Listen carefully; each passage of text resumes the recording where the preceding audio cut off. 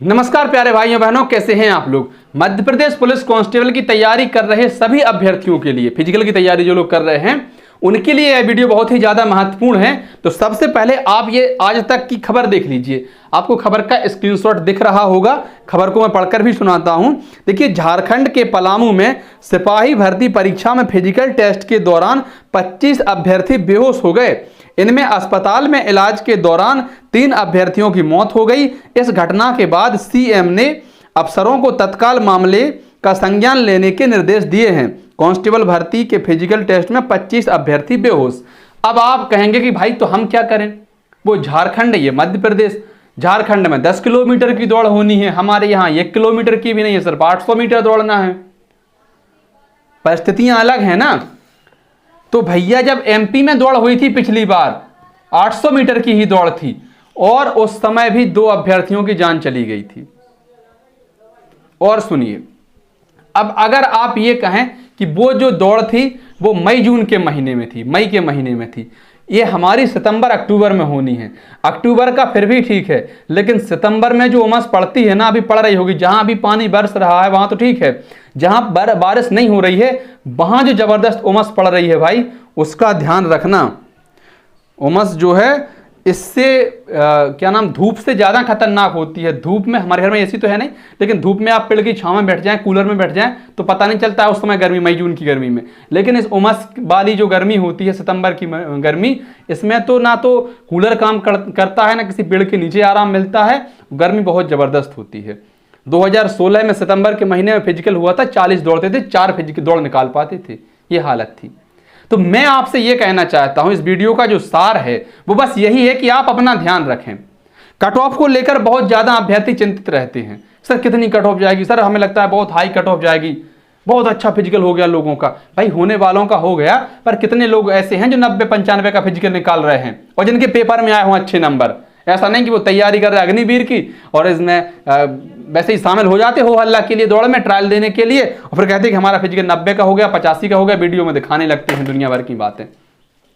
वो नहीं, जिनके पेपर में अच्छे नंबर आए हों और फिजिकल जिनका 80 नंबर का, 85 नंबर का निकल रहा हो, ऐसे कितने लोग हैं भाई। हम भी यही काम कर रहे हैं और हजारों लोगों को जानते हैं जो गाँव में भी दौड़ रहे हैं, सड़क पर दौड़ रहे हैं, ग्राउंड में दौड़ रहे हैं, या दौड़ना ही छोड़ दिया जिन्होंने, उन सबको जानते हैं, सब तरह के लोगों को जानते हैं, सबसे बात करते हैं और उन्हीं के आधार पर कहते हैं कि कट ऑफ को लेकर आप बिल्कुल चिंता मत हो।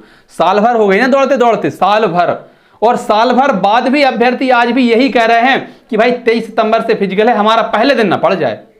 मतलब साल भर हो चुकी है तो भी आदमी इतना कॉन्फिडेंट नहीं है कोई भी जो ये कह दे कि हम तो पहले दिन के लिए तैयार हैं।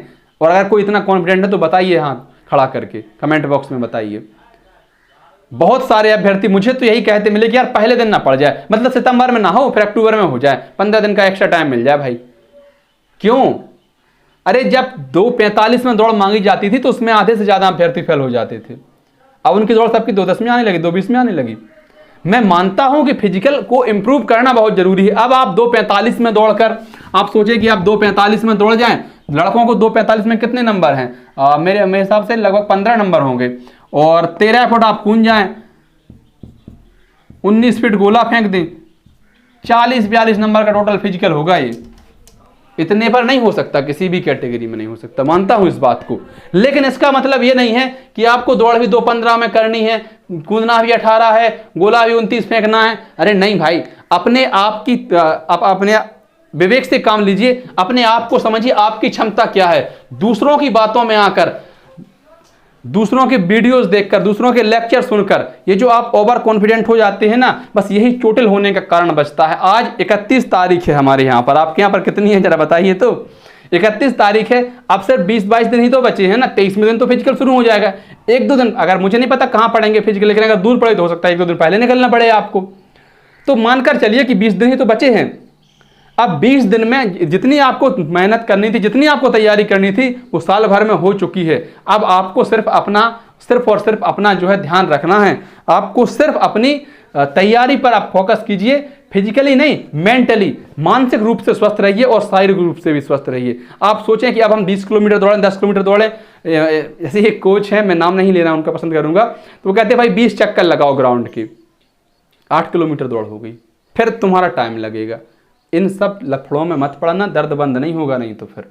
और आमतौर पर वो लोग ज़्यादा बीमार हो जाते हैं दौड़ते टाइम जो गोली या इंजेक्शन का इस्तेमाल करते हैं। तो किसी तरह की गोली, किसी तरह की किसी इंजेक्शन की कोई ज़रूरत ना पड़े, आप नेचुरल तरीके से अपनी दौड़ निकालें।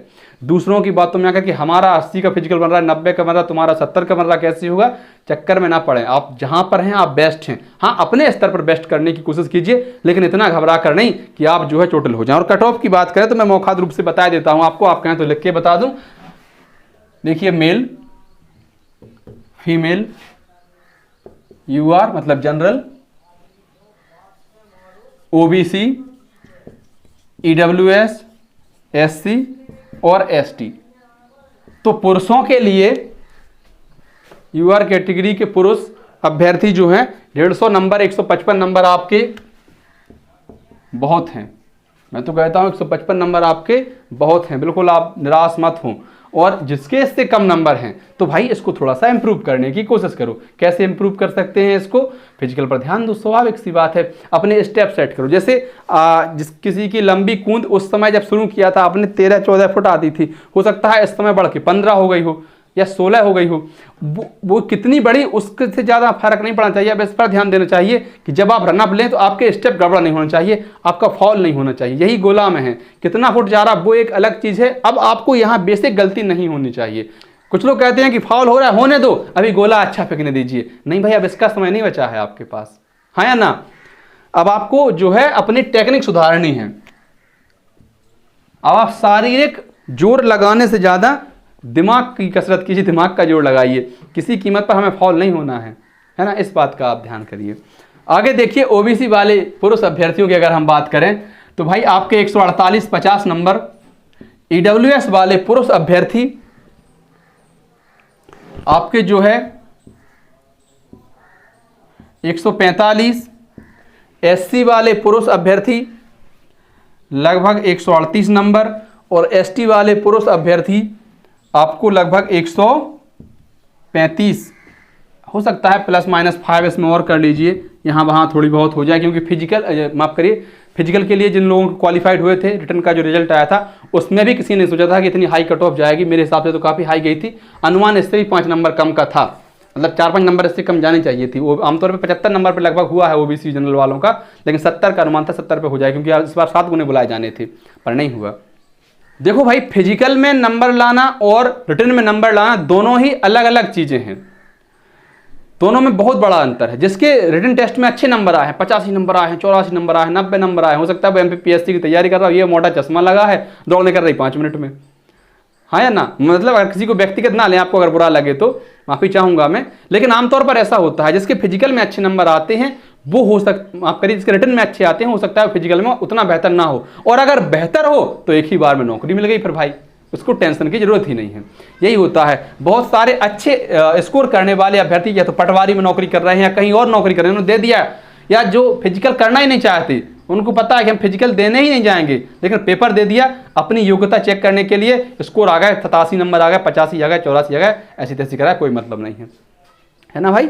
अब बहनों की बात कर लेते हैं। महिलाओं के टोटल जो मार्क्स हम देखेंगे, फीमेल कैंडिडेट यूआर कैटेगरी, इसके बाद देखिए ओबीसी, ईडब्ल्यूएस, एससी, एसटी। इसलिए मैं तो बस इतना कहूंगा, चाहे भाई हो चाहे बहनें हो, ज्यादा दिमाग पर लोड ना लो, ज्यादा चिंता मत करो, ज्यादा टेंशन मत लो भाई। जैसा चल रहा है वैसा चलने दो।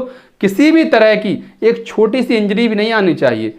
कल नाखून काटते समय ब्लड लग गया, लो अब गोला फेंकने में दिक्कत ही है 1 दिन 2 दिन, हाँ या ना। तो इसलिए जो है आपको बहुत संभल कर रहना है। हम दूसरों से कह रहे हैं, हम खुद तो गलती करे बैठे हैं। यूआर कैटेगरी महिला अभ्यर्थियों की अगर हम बात करें तो लगभग 145 नंबर, ओबीसी